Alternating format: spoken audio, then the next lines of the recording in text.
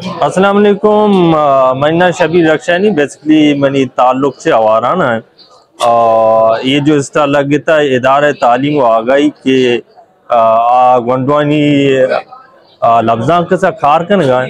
ये हमारी किताब है और ये किताब नहीं था, यह किताबी मनी भी आवार है। तो मैं एक चीज़ जेड़ तगत चार तगत के मजनी मर्दमानी जो से किताब 10 का पढ़ना स्टाला, लेकिन गंडवानी गंडो के चक्करी रो होते हैं ना, गंडोरा की चीज रसी गुणा। तो मैं ये शांति रिक्वेस्ट करता हूँ कि जी शुमा ब्याह ये शी चिल्लाओ उर्दू बाजार में शुता देखे बाद हैं जिसने जागानी लिटरेचर सा के कारा आया।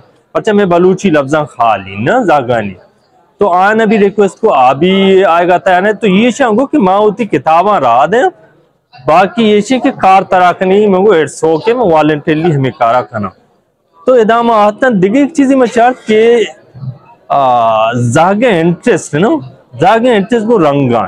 तो इधर गिंदगा के पुश्ता ये जुस्ते जाग निश्ता कलर करना। तो ये एक्टिविटी हमारे के माँ फ्री अखनानगा ये मनी जिंदे की स्टोरी है माँ का स्कूल ये हमारी चीज़ें स्केचेस कैरेक्टर्स आनी।